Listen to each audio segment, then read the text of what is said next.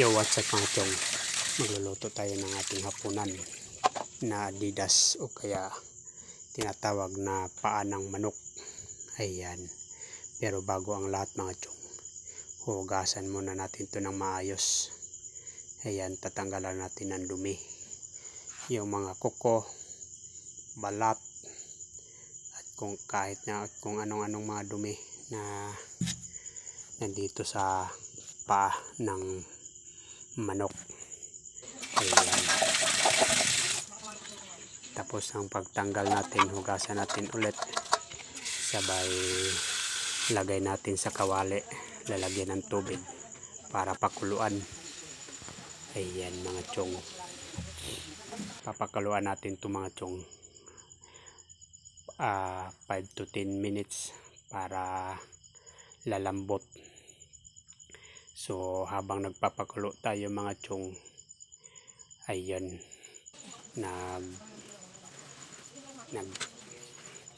naghihiwa tayo ng ating mga pansahog, yung sibuyas, bawang, tsaka lagyan din natin ng kunting sili para mas masarap yung ating luto na may maanghang-anghang.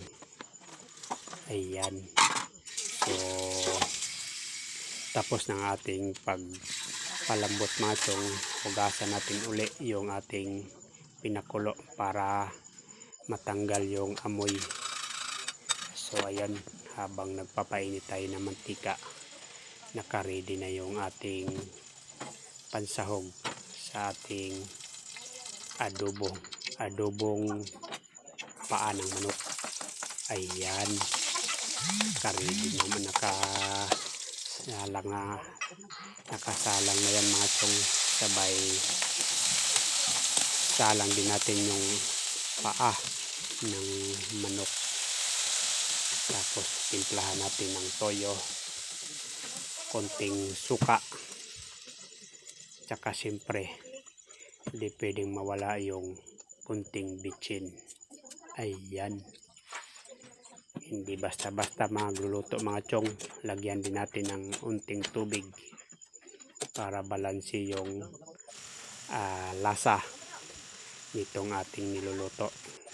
Ayan mga chong, nagka brown na unti siya. Lagyan natin ng unting asukal din, pati yung limonsito para mas maalinamnam yung lasa. Ayan, sarap. Ayun, no, napakasarap mga chong magluto na may kasamang pagmamahal. Oh yeah, oh yeah, tara, let's do eating. Thanks for watching mga chong. Next video ulit. Thank you.